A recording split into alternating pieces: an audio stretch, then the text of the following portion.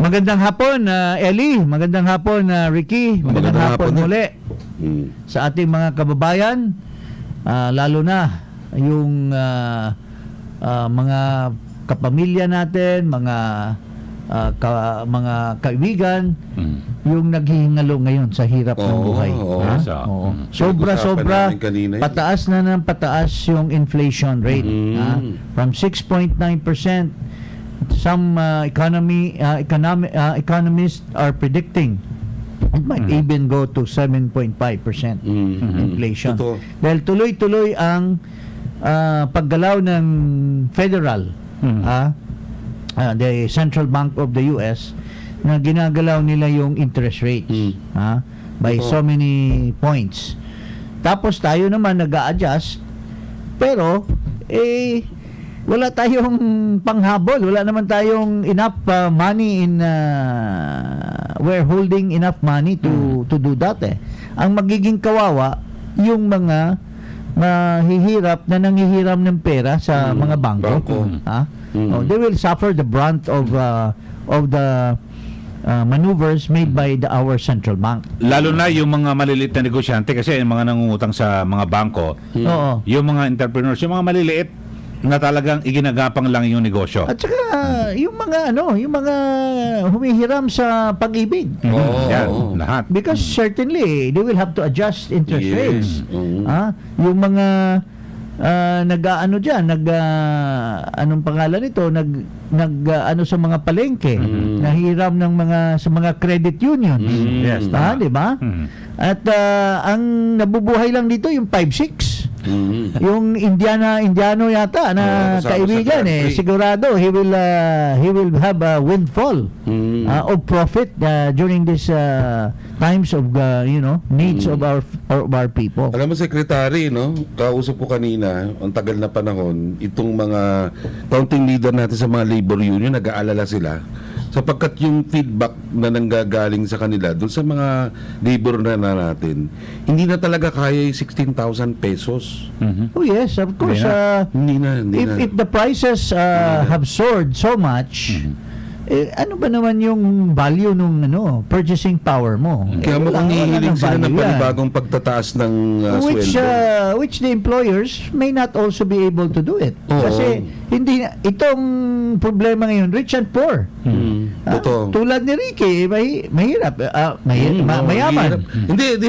Tulad ni Ricky, naghihirap, pero mayaman ito. Di ba? Hindi, mayaman ako sa kaibigan. Hindi ba? So, hindi naman katulad sa'yo, ikaw, sendero ka. Yan, si Ricky, laging masakit daliri niya sa kabibilang. Ikaw mismo, namamalingke kayo. Nagpapunta sa grocery. Na nakaraan, grabe. You're not considered middle class. You're upper middle class. So, ikaw na... Mga magkano ba pag nag-grocery ka ngayon? Mga 20 mil? Nahihirapan din. Kita ba? Mga 20 mil ang...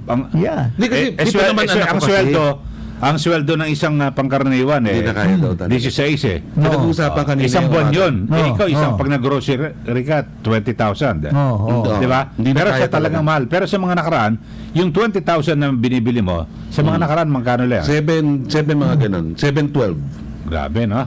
Laki ng tinaas, no? Now, incidentally, yung mga dinidiscuss natin, parang gumagrabe yung away ng mga vloggers. If you recall, these bloggers were the first people na sumuporta kay BBM. Bakit daw sila sumuporta, Secretary? Well, they believe in him. They believe that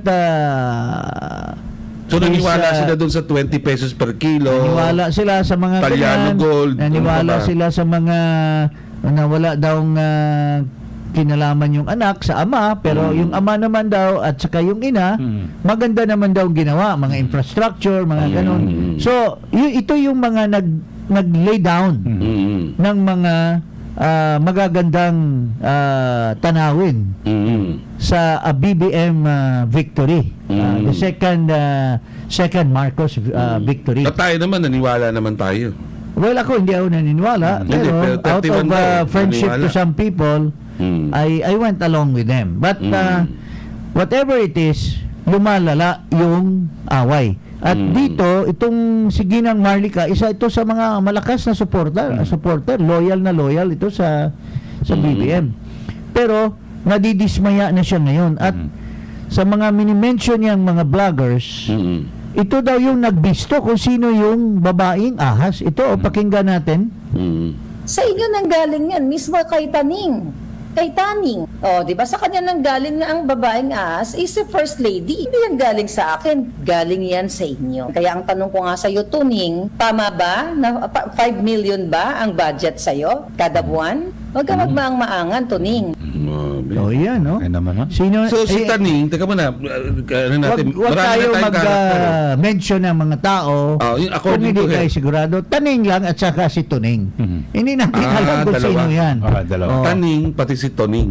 Oh, si Tuning at saka si Taning, ito daw yung mga vloggers na malapit sa babaeng ahas. Sa babaeng ahas. At itong babaeng ahas daw ay si Tuning binibigyan daw ng 5 million na parang budget para monthly budget yata or whatever para gibain yung mga kalaban ni babaeng ahas sa loob ng Malacanang. Kasi may binabanggit itong si Maharlika na itong dalawang ito ang nakakuha ng dokumento. Dokumento mismo. Ang binabanggit ito dapat yung sa data privacy dapat bawal eh. Ito Kasi ito. official document daw ito, di ba? Ito may sinasabi si Official Marlica document. tungkol dyan sa dokumento.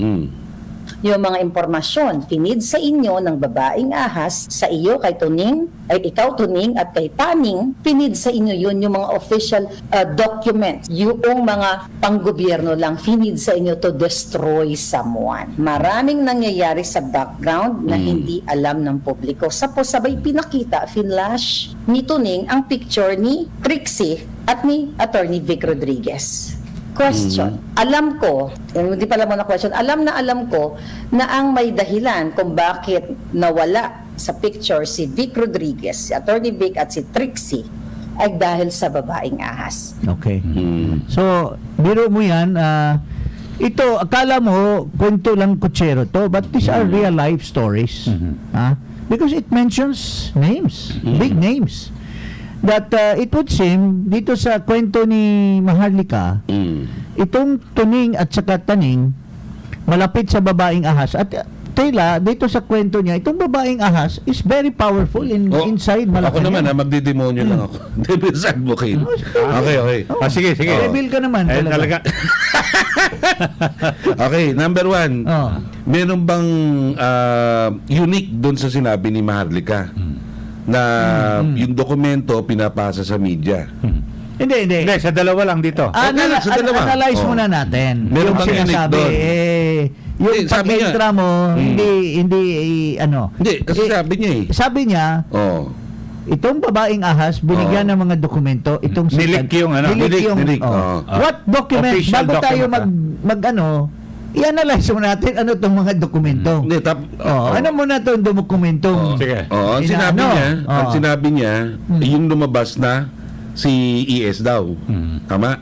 Hindi nga, ito nga yung dokumento daw na yung, di ba, if you remember, may mga issues tungkol sa pagkatanggal ni Vic Rodriguez. Pero sabi niya nag-resign siya.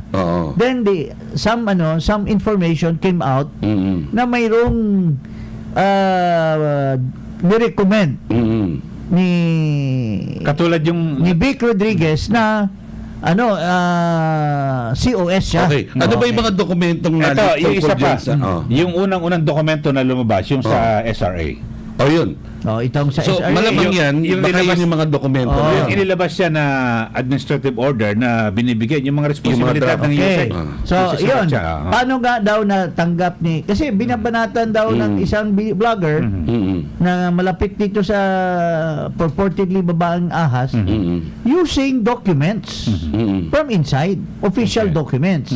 So, tapos, may kasunod pa, ito naman yung, ang pagtingin ko, yung documents tungkol sa pagkatalaga ni Vic Rodriguez na COS, ay nilabas din. Pero ang nilabas yata, yung walang pirma. Drop pa lang. Drop pa lang. Pero ang totoo naman, sinasabi, pirmado din daw talaga yung papeles na yan. Sinabi naman ni Mike Abe yun dahil nakita niya. So, question. sige. Anong Question unique ka. doon? Talaga naman nangyayari yung secretary. Na may mga We're nalilit na not- dokumento ng gobyerno Oh. ipinapasa sa media para i-expose. No, the uniqueness there, Mm. if you know, Mm. is that somebody who is very close to the president, who is being said to be is the one accused of leaking to Tuning and Taning. Okay, question. That's unique. May illegal ba doon? O illegal yun. Kung nilik niya. Nagbabasa ka ba ng Hindi, may- batas? Hindi, bawal. Bringing public documents or confidential documents of the public is a crime. Actually, Secretary, hindi pa public document yun eh. Kasi di ba, ang Pwede rin, magiging tama. public document yun kung inilabas mismo ng Office of the President or at nasa official Office of the gazette. First Secretary. Hindi, kailangan Okay. di ba ilalabas yan eh. Okay. Para maging public document. The word is not only public document, confidential Yan, documents. confidential. Official documents. Hindi public document, but these Yes. are official documents because these are if it's signed by the president, even if it's not issued, it becomes official document. Oo nga. Kung ibubulat-lat mo sa publiko, that's an offense under the administrative code, under the revised penal code. Those are Kasi balita ko offenses. talaga dyan ito. Ang totoo dyan ha. Yung, Sige, Ricky M. Rivera. Rivera. Hindi. Kasi naman tayo, Hindi na ito marites. Ay, hindi, kasi sige, naman totoo. tayo, nakikinig tayo sa mga iba-ibang, iba-ibang ikaw may... Ikaw rin, may sabi mo. Ikaw, Alam mo, totoo, maraming sige. mananapit talaga. Nagmarites ka din doon sa kaibigan mo na Pero malapit din totoo, sa natotoo naman. sinasabing babaeng ahas. Sige. Pero nagkatotoo, di ba? Yung sinabi ko sa iyo na Wala akong nakikitang nagkakatotoo. Ano yung sinasabi nagkakatotoo? sabi ko sa iyo may ganitong may apat na kinoconsider na wala na siya nung how many days yun before, di ba? Na nag-resign. Apat na kinonsider, daldal lang yan. Because hanggang ngayon, how long does it take for you to appoint people na Hindi nga ina-announce kasi mo na? nasa abroad pa yung i-appoint. Hindi Anyway, natin alam. Kasi kausap ko yung Marites. Hindi Iba siya, ano siya. Anyway, ibang dynamic siya. Okay. Ganito. Honestly, sir. Ibig mo sabihin, yung kaibigan mong may utang sa akin sa Nestle, yan ang i-appoint? Ay, wag. Hindi. Hindi ba nag-qualified yun eh? Hindi. Araw-araw Hindi kung yun, bubugin yun dito sa, it's not Hindi, qualified. wala yun. Hindi, yung kay Tixi at kay talagang napag-usapan yan weeks ago. Pati kay EES. Kasi unang-una, ang gusto talaga ni Bongit, mag-concentrate talaga sa economic concerns. Ang balak talaga nila is 2.5 years economic, 2.5 years political. Nangyari, ang daming talagang controversy kay ES. Wala siyang choice kundi gumawa talaga ng... Pero, well, there's a follow-up. Yan ang There's a yan ang... follow-up story. Pero, we are not saying that this person is also that same person. Ito, this is an MLDific type of action. Pero Pakita natin. sige. Okay. Pakita natin. First Lady Liza Marcos visits palace journalist, vows to make press office better. The First Lady Mary Louise Liza Araneta Marcos made an unscheduled visit to journalists in Malacanang on Tuesday afternoon and promised to improve the palace press office. Totoo naman. Next, I'm here to make your press working area really nice. I promise before Christmas, this will all be better, she told the members of the MPC, Malacanang press ko yan. a group of mainstream media journalists accredited to cover the president. Wow, napakabilis ha. Babaguhin niya yung parang she's building a theater right beside the Sofitel Hotel. Hindi ginagawa naman ng mga first lady yan. Napakabilis. Ming Ramos, ginawa ni Ming Ramos Okay, yan. okay. Oo. Sino pa? Sino nga ba? Si FG, panahon ni Gloria. Oh. Anong ginawa? Malapit si FG sa may mga media. ginagawa naman siyang iba. Hindi, malapit sa media yan si FG, di ba? Kaya lang, although nilimit doon sa LPL, pero Okay naman yan na magkipagkaibigan sa media. yes, oo. Because media is very important. Kung masugid ka sa media, Correct. hindi magandang sa O Imelda, nung panahon ni No, but Imelda. my point is, baka related doon sa sinasabi ni Maharlika. Kasi someone is guilty conscience might might just Pero be ikaw ba, trying to Secretary? befriend people para Ako nagde-devil's advocate lang ako dito, ha. Hindi ko sinasabing hindi ako naniniwala. you don't have to emphasize that because this is a free Oo. willing Ang discussion. sinasabi ko lang, ikaw ba maniniwala ka na Mm. may isang politiko magbibigay ng 5 million sa isang journalista or kung sino man yun o vlogger? Maniniwala ako Para na siraan magbibigay pa yung- ng 20 million. 20 Oh, million? if Masyado someone naman wants to mataas yun. someone to destroy, ikaw nasa PR ka Oo nga. Parang hindi ka naman, you're not born yesterday. Oo, Alam pero- ko nga, yung isang congressman, sinisira niya yung kalaban niya and he spent hundreds of millions. Oh. Oo, So, no. Can so you beat barya that? lang yung 5 million. Baryan lang yung 5 million for if you want to win the hearts and minds of certain people, you're willing to spend. Lalo na pagka nagkakadikitan ang laban dyan sa politika or dyan sa loob ng Malacanang, more people will spend money. Ngayon lang ba naka-encounter si Ricky na 5 million naman? Hindi. Marami naman. Oh, Hindi. So, hindi. Sabi ko. Hindi, kasi parang yung takang-taka siya yung private client ganyan, nag-aaway yung mga pamilya Hindi lang 5 million yung ginastos doon. Nakikita mo? Yeah. So, hindi ka-taka-taka. Hindi ka taka-taka. Yan. Well, Pwedeng totoo, pwedeng hindi, pero Pero hindi. masyadong malaki, pare. Bakit magiging malaki nga? Sa Sabi nga 5 ni million. Baka wala Secretary. ka lang believe doon sa binibigyan. Yeah. Kaya parang malaki Pero kung Di believe ba ka, niwala ako maski- kung si ano yan? Hindi. Hindi ko na ano yung pangalan. Pero, di ba?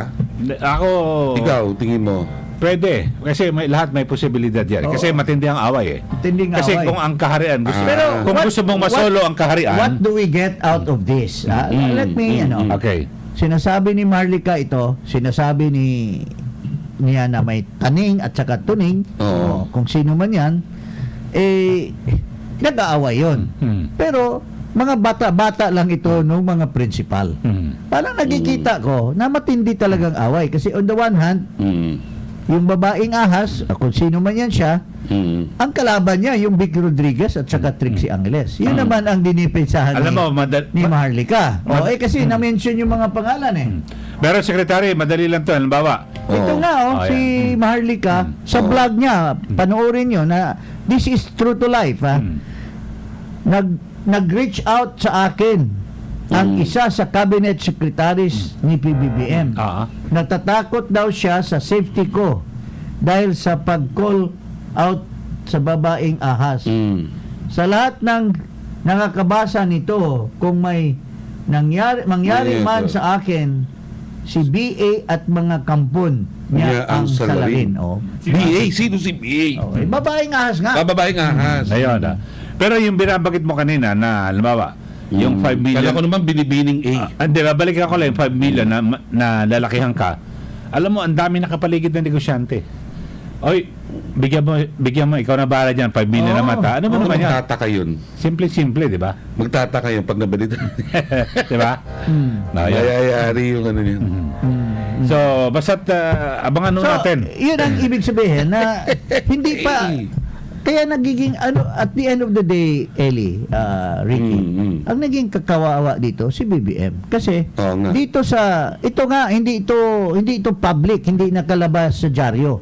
Pero yung underpinnings nito sa social media, matindi. Tindi. Na Tama. pinapakita kasi mga malalakas na vloggers ito So bloggers against bloggers are defending each other's principles. And they are what is the outcome of this? The principals are big players in Malacanang. And if they are quarreling, hindi nga lang nadadyaryo because inside stories ito ng mga vloggers. Mahirap isulat. Oo. Pero posible rin pala Kaya natin pinapalabas po ito. Ito mga nagko-komento lang po kami. Ito actual ito nasa Facebook talaga lumalabas itong mga statements na ito. So we're just analyzing kasi we are also concerned of our government. This will affect the governance of someone who's now at the helm of our government in terms of doing is the right thing, di ba, Eli? Kung binubugbog siya sa gilid, ng isang influential person, tapos natatalsik yung mga ibang tao or yung mga ibang tao kaya pinatalsik dahil may ginagawa ding masama. So it shows that the government that we have is slowing, is grinding very slow because of these obstacles. Dinaalala ko, 220 million pala binayad kay yung artista, yung nagsisisigaw dun sa Kita mo rally. na. Kita mo na. Kaya posible na gumastos ng 60M. Hindi, tsaka yung mga yung mga negosyante na lang na may gusto silang i-appoint pero naharang noon ni Vic Rodriguez. Tama. Okay. Tama hindi ka. ba, hindi ba maggagaybe yun, di ba? Pero ako, I admire the First Lady for her concern about the media. Alam ko yung lugar ng media because when I was with PLLO, yun ang opisina namin, yung Sa may loob. executive New executive building yan eh. building yan. Sa Burloloy ba? Tama yan. Kaya nasara yan kasi nagkaroon ng COVID dyan. Tama. Tama. COVID doon sa PCO. Diyan din nag-opisina ang ang Office of Yung the Presidential PCO. Legislative. PCO. Diyan din ang mga offices ng PCO. Diyan din sila dati yung mga tauhan ni BG. Sila Tama. Margie Yu. Sila Pati maganda dyan. Jenny Jenny Ong. Jenny Ong. Diyan Maganda sila. dyan, tatawid ka lang, yung kinakainan natin. Di ba? Sarap doon. Doon sa Kasi Roses, dati- Casa Roses. Yes. kami ang una dyan na nag-ayos yan eh. Yes. Nandyan pa yung bit ko. Nung una, nasa Kalayaan Si Hall. Martil, no? Nasa Kalayaan Hall. Tapos luma lupa na dyan, kasi yan eh. Oo, Can luma you na. imagine, side by side, ito luma, ito bago. Yung Borloloy building yung Yes, tawag nila. Tagal na yan eh. Naging borrolo yan. Maseda pa Kay yan. Cory pa yan. Maseda nga, di ba? So talagang napakatagal So, na. well, it's about time and we salute to our First Lady na for doing a good work for the media. Ha? But yun nga lang, yung mga iba naman sinasabi na she's just appeasing them. Baka mamaya may makukuhang mga bad news. Pero that's neither here or there. Yung mga issues na yan. Hindi kasi kahit na may bad news imposibleng hindi kakalat eh. Di ba? Pag Sa balita, experience talagang natin, balita. sa Pero taon, ito, walang sikretong di nabubunyag. mayroon tayong nabasa. I don't know if you have come across this. Itong si Richard Haydarian is a very popular writer to. Magaling to. UP Good guy, Lasal. Lasal ba yan? Lasal. But he's a regular columnist. May nagtuturo sa PUP ngayon. Nagtuturo. Ngayon, mayroon siyang siguro, tingnan natin itong sinulat niya. Marcos policy reboot boost his family but upsets the Dutertes. By Richard Hidarian. The new president's policy reboot has won him international support, particularly including in the West, but it has also rankled the Duterte family, his most important ally. Okay. Let's look into this. Ano ba yung kasunod? As a result, Rodrigo Duterte has rejoined the political fray just 3 months ago. After leaving the presidency, he is now preparing his party PDP Laban for legislative election in 2025 and pointedly positioning himself as a fiscalizer. A term created for late Senator Jovito Salonga, who was known for standing up against abuses power of Ferdinand Marcos Sr. Senior yan, Brad mo rin yan, si Obito Salonga. Hindi ko ba yun? Hindi mo ba yun? Sigmaro yun. Kasi ano ba siya? Akala ko upsi. So, yun yung sinasabi ni Hidarian. Anong tingin nyo na, well, nakita na natin, siguro baka nandyan pa yung video, yung sinasabi ng ating dating Pangulo na he will be a fiscalizer or not. Siguro, paki-check lang ninyo, baka mapalabas natin in a while. But, ang puntos dito, Duterte never endorsed BBM. Anong sinasabi niya, Eli? My God, he's really a weak leader. So, hindi siya believe. Pero, ang promise daw noong BBM when he was campaigning is he will uphold the legacy. The legacy Mga of Duterte. Pero ang nangyari, puro opposite ang binago niya yung drug Binago. Campaign. Ito, nandito sa mga sinusulat ni Hidarian eh. Yung mga sinasabi ni ang ginagawa ni BBM. So, sooner or later, ang fear ko dyan, kasi Duterte, in the latest Pulse Asia survey, 90%. 90%. No. Compared with Compared 60. with 62% of BBM. Ah. And compared with Noynoy Aquino, 70% on his first 100 days. So, mababa. Mababa. Ah? So, ibig sabihin, he's not able to impress the people in his first 100 days. Well, that's understandable kasi sinabi naman niya that he has to put off the fire. Inside, Putting out fires, sabi niya. putting out fires. So, ikaw, Ricky, anong tingin mo dito sa comment ni Hidarian? Tama yan. Ha? Tama. Kasi unang-una pa lang, no, di ba, at the end of, nung August, September natin, natatandaan mo, pinoint out mo na ang dami niyang mga binito. Di ba? Yeah. Ilan-ilan yun na mga batas. Well, na pinaghirapan niyo yun. Actually, on his first day, binito niya yung yung economic zone ng Bulacan. yung kanyang kapatid mismo ang nagtulak noon. Correct. Nandun na yun, si Aimee. Aimee. I think Aimee was the one defending that. Kailangan as ba na chairman economic of the zone sa Bulacan o Senate, hindi? Committee, no? Kailangan ba sa economic zone ng Bulacan o hindi? Kailangan yan. Oo. Kailangan talaga. Kailangan na ng Kasi Bulacan. maganda ron, may Mayroong in-approve na nagsasabi, airport ito, na eh. mayroong nagsasabi, siguro marites lang ito, pero mayroon daw isang political family na nag-contribute ng malaki. In fact, during a rally in one of the provinces neighbor of Bulacan, this family who's been involved also in gambling were the ones who Ano ba yung gambling yan? Legal o illegal? well, legal Legally illegal.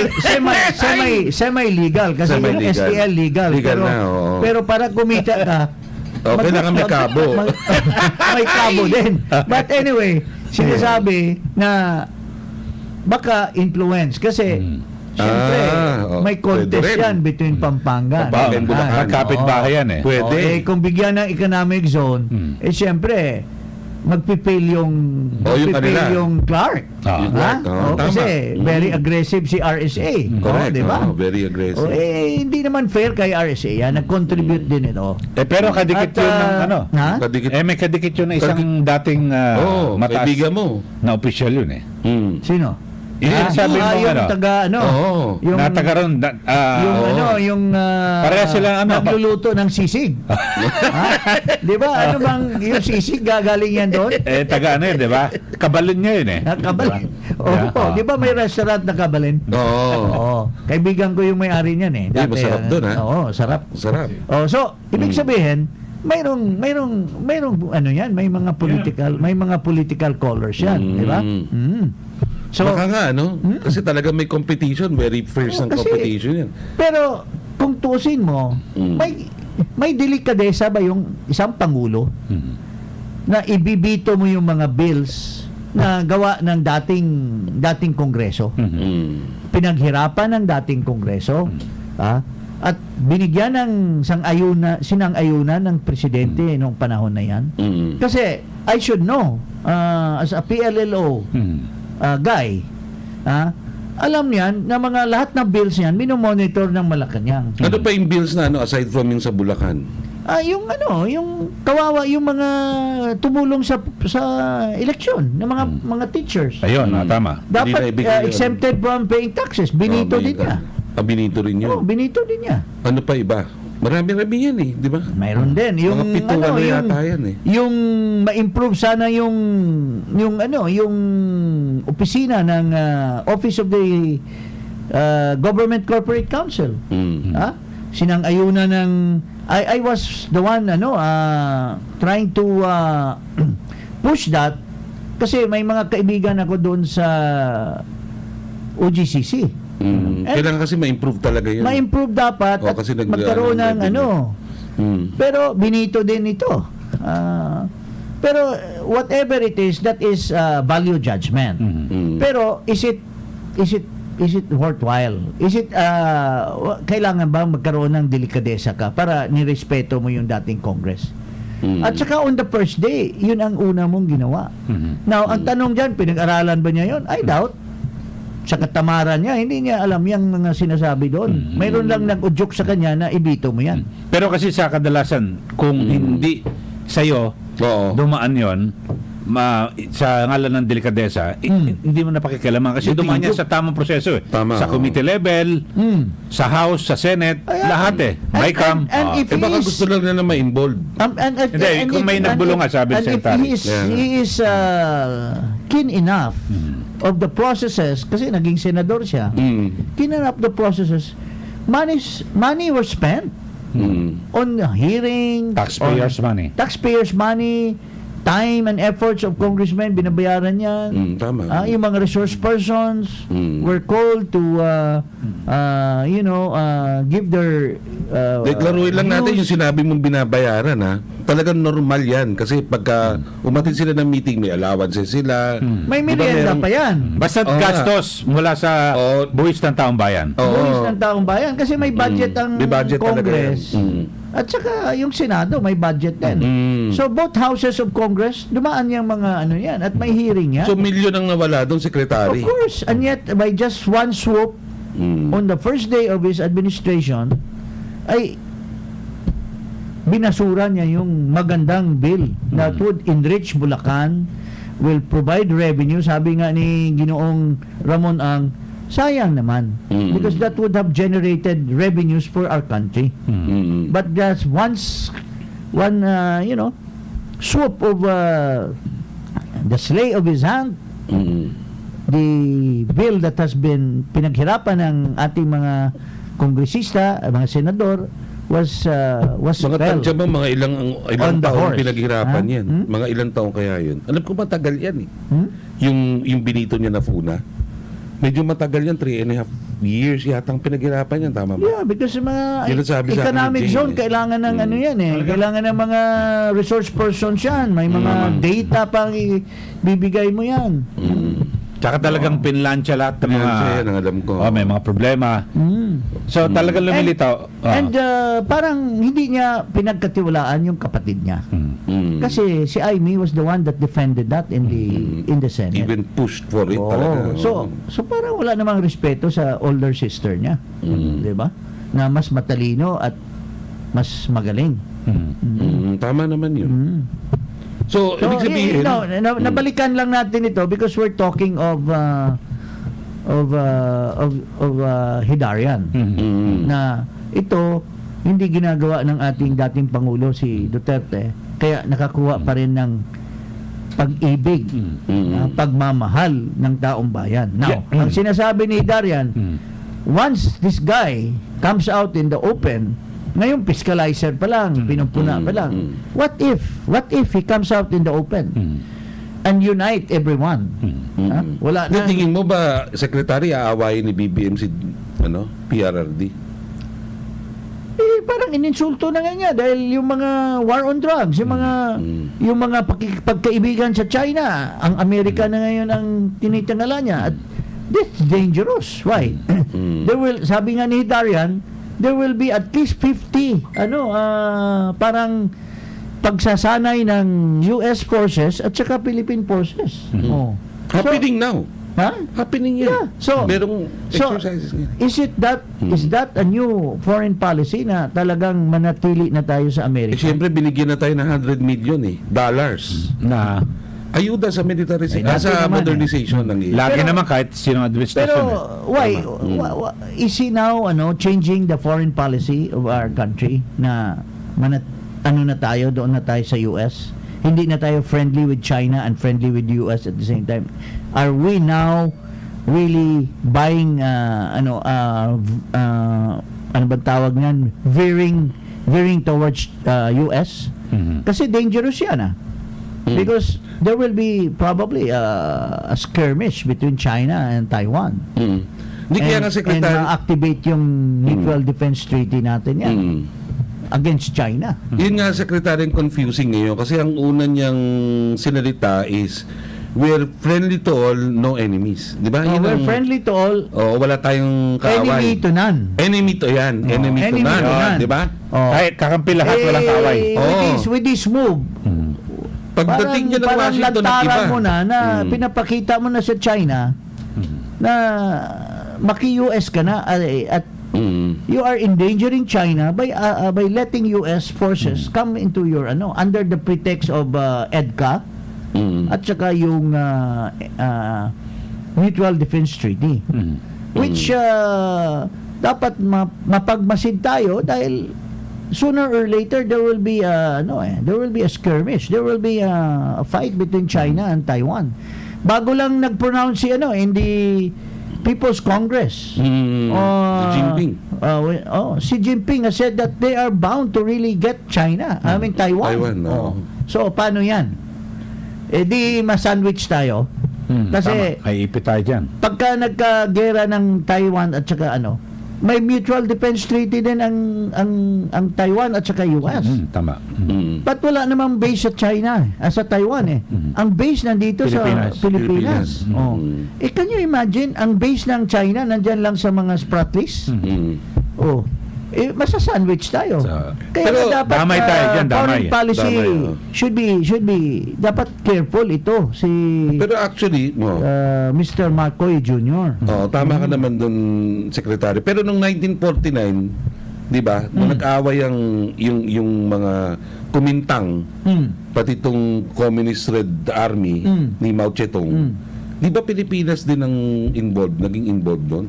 Hindi, wala. Oo, meron tayong involvement. I don't know, but In fact, that was mainly internal fight That was internal. Oo, pero sinecure ng mga US forces galing sa USAPE yung Baka, Taiwan. pero wala namang At that time, nakabilang wala ang namang Pilipinas nuclear doon. weapon at the time. Kaya nga nag-iba na what ngayon we're yung talking here situation. is Ngayon, iba. nuclear Nag-iba, nuclear oo. warfare Kaya pag nag-away sila, damay tayo. Damay Wala. tayo. Delikado. Baka wala na tayo sa mapa pag pagka pinalabas na kasi ang China sinasabi nila they have now one of the most modern nuclear warfare. Hindi, actually Russia. Meron silang Poseidon Russia weapon. is out of our Yung malayo sa atin yun Pero Dito, meron silang China Poseidon lang ang weapon. Ang Hihina na- problema natin, yung kapitbahay, malapit lang talaga matama malapit, tayo. oo. Gusto ko nga sana pumunta ng turista Taipei. Ganda daw doon. Ganda, Taiwan is a real nice place to go. Parang Singapore din yan. Oo, may Very isang- modern, yung kanilang mass transit. Oo. Pati kung gusto mong pahinga doon, may isang building doon ng fourth floor. Makakapagpahinga kami, masahe. Hanggang Saka doon sa fourth floor. maganda golf course dun. Oo, magaganda. Tsaka, I've been there and maganda. Tawagan mo na si yung kaibigan mo. Punta tayo doon sa building na yun. Now, talking of, ano ba tayo? May break ba? Break muna tayo. Sige, commercial break lang tayo ha. Okay, sandali ba kasama? Oras po natin sa buong kabuluhan.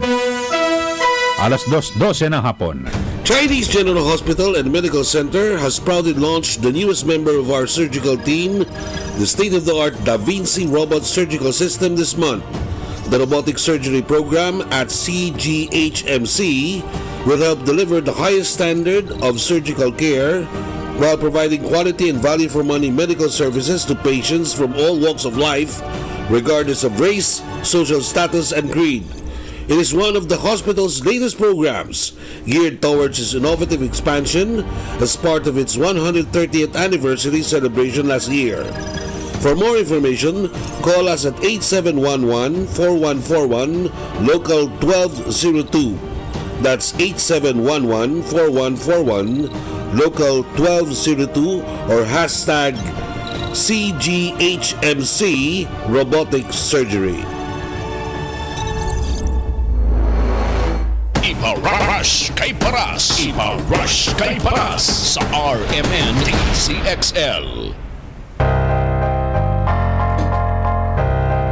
Okay, balik po tayo mga kasama. Oras po natin 2:14 na po ng hapon. Balik tayo, Secretary. Okay, incidentally, Eli, hindi natin pwedeng kalimutan itong mga issues na ito. Kasi it dwells really on the Filipino people, yung kahirapan. Yes. So ito there's an analysis I think it's a World Bank or ano, na the soaring US dollars spreads pain in Philippines as well as worldwide. Mm.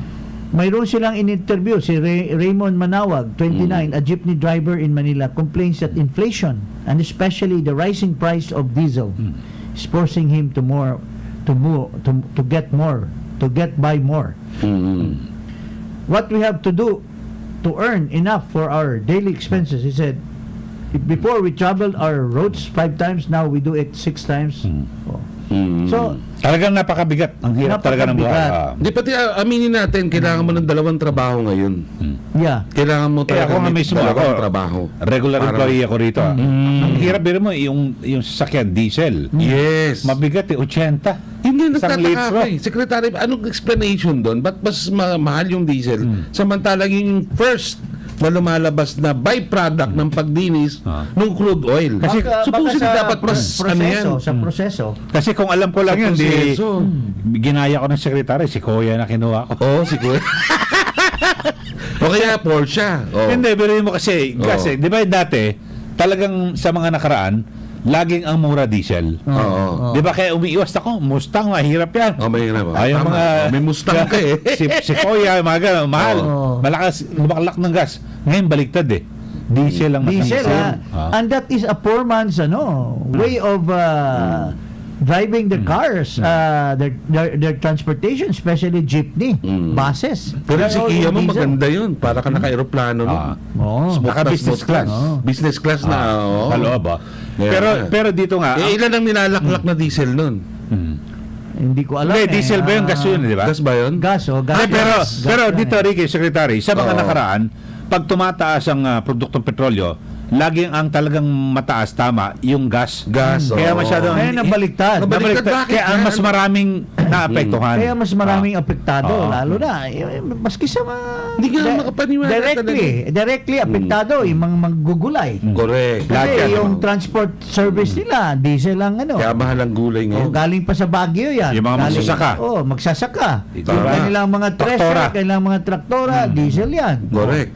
So, but ang masakit kasi, we know for a fact na grabe yung inflation, grabe ang rising prices of commodities. Pero, may naririnig ba kayo? Kayong dalawa. May naririnig ba kayo na in-announce na action ng ating Department of Agriculture tungkol sa pag-address, let's say, sibuyas? O may in-import na tayo. Oo nga, yung Garlic. red onions. No, Mahal. garlic. Oh. Mm. Bigas. Oh. Sinasabi, hindi na daw mag-aangkat. Pero do we have enough harvest? Oh. Yun nga, yung ano, yung mga ganun dapat, Mm. they should be visible. They should Correct. try to tell the people na huwag kayong mag-alarm kasi itong ating bagong pangulo ay ito yung ginawa niya, ito yung Oo. ginawa niya, yun ang ginawa niya. Oo. Pero wala eh. As a matter of fact, pinaubaya niya sa isang rejected na dating secretary na rejected by the CA. Ha? Oh. Ako, natatanda ko ng sekretary, yung sinabi ng SRA na kung gusto mo daw ng 70 per kilo, punta ka sa office. Hindi, sukal naman yan. Asukal nga lang. Pero sa pangkalahatan, Wala pa eh. sa pagkain, biri mo yung isda. Bakit doon? Ah. Bakit sinasubsidize ng bagong SRA board? Hindi, baka may mga nakatambak silang sako-sako ron. Pagbibentahan sa Ay, Seven. para Baka mamaya kagaya yan ng DSWD, nag-announce tapos there will be a pagpunta ko doon, deluge of people baka magkakagulo yan. Di pinangako na Mali-mali 70 yung pesos daw. sinasabing SRA. ganyan. Yung sa ano lang, sa isda na lang eh. Ay, Katakataka. oo. Ang dami natin dito, dagat, talagang tubig. Na-question yung BIPAR dyan eh. Diba, bakit gano'n? Samantalang dapat umaapaw yung ano. Hindi, may dumating. Yung Yan isda ang eh. imported na Kaya isda. nga gano'n, bakit In kailangan fact, natin mag-import? In Oo. fact, as you know, bakit maraming masarap na restaurant sa Davao? Because of tuna. Tama, oh. Tuna fishing is not controlled by Filipinos. Controlled Tama. by foreigners, Japanese. Yung mga full signers nila naka doon. Why not give capital to Filipinos Kasi nasa ano natin yan eh. Ang alam ko dati, Nasa 200 Secretary, mile ano natin yan. Tama. Oh. Exclusive economic zone. And yung mga tuna na yan, kinukuha by foreign fishing boats, dinadala sa ano. Ang natitira sa atin, mga panga, Oo. mga buntot, kaya ang mahal ang sashimi ngayon, hindi ako makakain. Oh, ha? Magkano ngayon Oh, sashimi? ito, baka 400, 500. mawala gutom ng ating mga kababayan dito. Ito, the Office of the President, in partnership with the Department of Interior and Local Government, launched ALG. a nationwide parole making contest.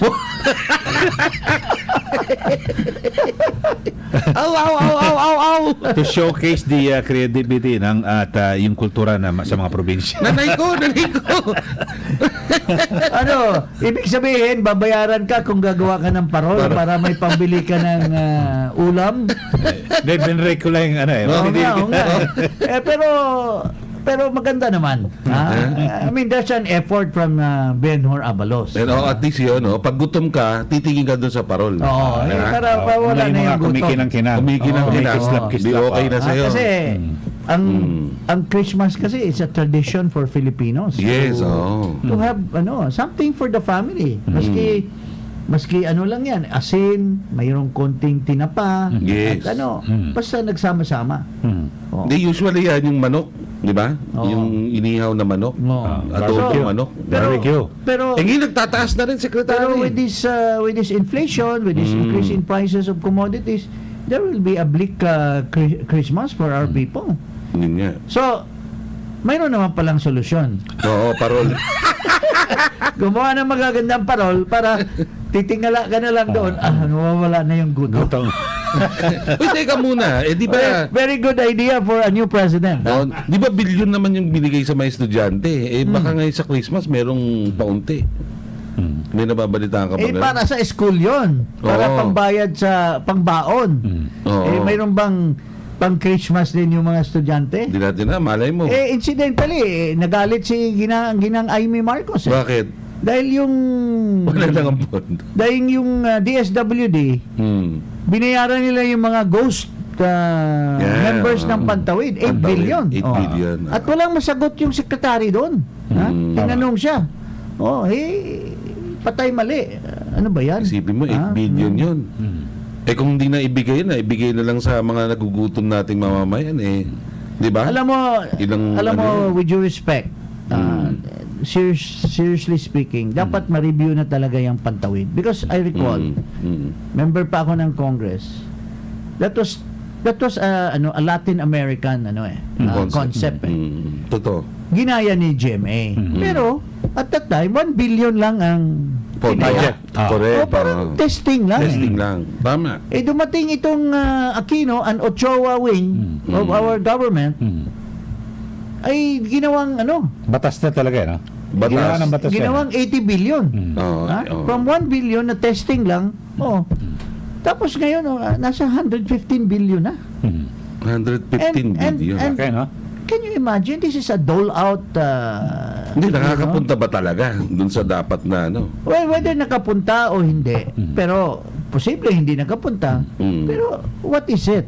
Mayroon na bang survey, mayroon na ba tayong data na pag-graduate nung bata from the elementary ay Tapos na dapat.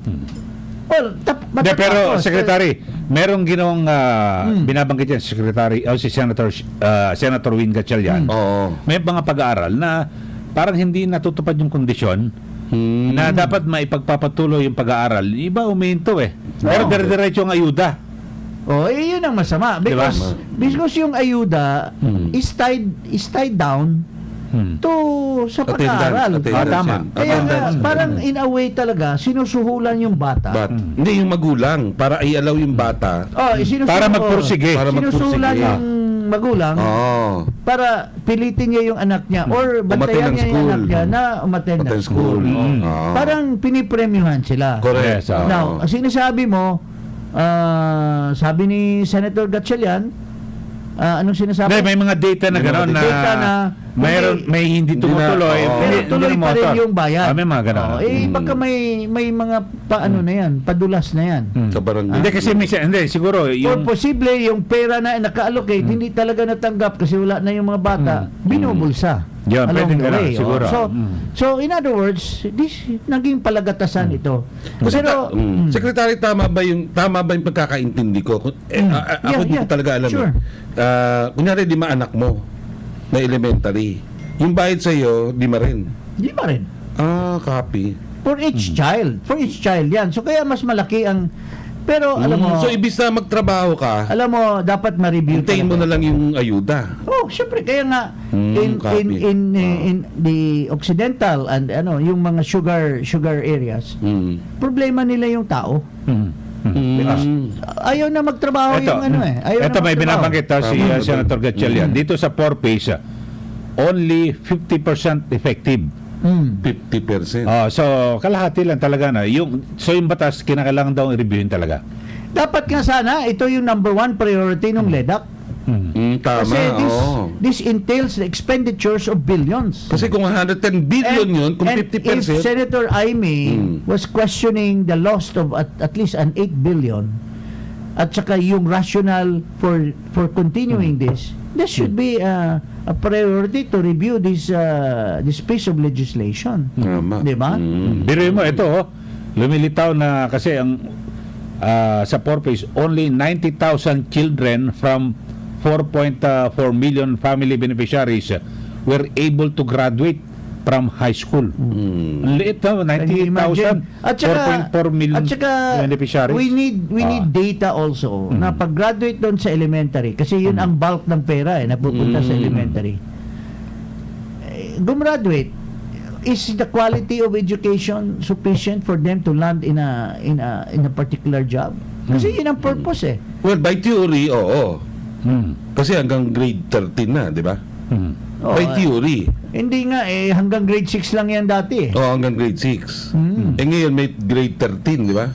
High O grade school na 12. yun high Oo school nga. na yan pero yung Na pwede ka nang di yung mag-college. elementary lang talaga yun ang target talaga originally nung GMA Pantawid program. Oo. Copy. Oo. So now ang purpose niyan is para makagraduate, di ba?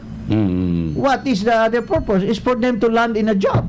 Oo. Kasi ngayon kasi mahirap makakuha ng trabaho kung di ka college graduate or high school vocational. Oo. Ito binigyan nila ng incentive yung mga elementary makagraduate para man lang may konting knowledge on how to read and write to have knowledge on literature and para naman mayroon siyang background pagka kinuha siya ng isang kumpanya.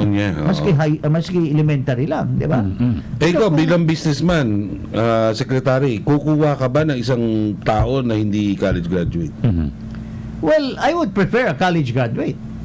Pero hindi naman not all the time na porque college graduate ay mas magaling yan doon sa isang may inborn na talent. Tama. May Hindi, ikaw nasa experience. restaurant business ka eh. So, ibig sabihin, it's a case to case. But generally, syempre, yung education, kaya you spend for education because you want your children to land in a decent job. Hindi, kasi talagang Basic qualification yan sa pangkalatan talagang mas maganda lahat ng mga Pilipino makapag-aral. Kasi yan ang ating future di ba? Na mamamayan ng Pilipinas. Okay, sandali lang ho mga kababayan. Oras ho natin 2:28 na po ng hapon at banggitin ko lang ilan natin mga nakikinig at nanonood dito po sa ating palatuntunan sina Andre Concepcion. Hello po Sir Eli, Secretary Jing at Ricky watching from Quezon City. Si Celine Bautista Hernandez. Hello, Celine. Mga idol daw tayo favorite natin yan listener. Si Abby Sierra Milagros mula sa Quezon City. Bruce Alcantara, binibining Maharlika Idol. Aba, okay ito Si Clarence Castro, Jericho Natividad, Patrick Gamboa, Tristan Jimenez, ang ating mga sino pa ba to? Jericho Pacheco Natividad. ng DWIC nag-text Okay na okay daw tayo. Enjoy na Ay, enjoy siya. Maraming salamat, Ray. Maraming salamat. Oo, DWIC ito. Si Nadia Montenegro kanina, kausap natin, eto, nag-text din. Oo, Nakikinig kumusta? siya Si sa Nadia atin. Ay, Montenegro, Nadia. oo. Ganda pa rin ni Nadia, ha? Oh, syempre. Oh. Iisip mo, 80s pa yun. Montenegro yan eh. Oo, Montenegro, Espanyol. Latina. Latina, oo. It's a place in, I think, Mexico eh. Montenegro. Oo, Montenegro. Or also in Europe. Pati gaganda na anak niya, nakita ko yung anak eh. So, yan. Sexy. Mga anak. Ayan. Okay. Hoy, wala na tayong oras. Secretary, mensahe mo sa ating mga listeners. Well, kami po ay magpapatuloy sa aming programa everyday, Monday to Friday. At sana pakinggan nyo kasi ito po yung nagbubulat-lat ng mga mata ng ating taong bayan para makita yung mga katotohanan. So, bear with us and walang pikunan kasi ito po ay mga katotohanan lamang yung mga sinasabi namin dito. Okay, salamat. Kumbaga walang Ricky. personalan. O para sa inyong mga sumbong, etc.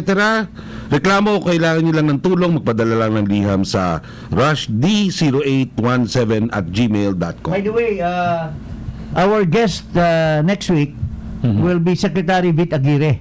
I Okay. spoke with him kasi on the issue nung recantation nitong si Ragos.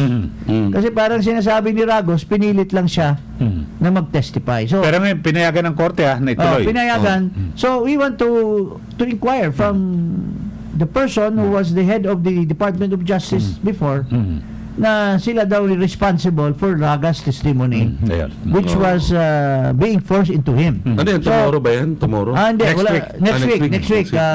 May ano lang, he wanted to sana pero may appointment lang siya today. Saka si si Carranza, Ruben Carranza. Si Ben, Ben oh. Carranza din. Tapos, we're also trying to get in touch with Senator Gatchalian. Kung gusto mo. Very vital kasi itong issue ng... Sa 4-piece. Sa 4-piece. Well, ito sa energy. Ay, sa energy, Ay, maganda energy. rin. Ayan. Kasi they're now talking about expanding lalo na ang PNOCEC. I was chairman of the board then of PNOCEC and I know yung mga kalukuhan dyan na mga gagawin ngayon like yung share ng Chevron kinuha ng isang kumpanya at tila hindi na magkakaroon ng bidding for the new questionable yan. Sige, pag-usapan natin yan. Pag-usapan natin yan sa Okay, susunod. salamat. Ha? Okay. Okay.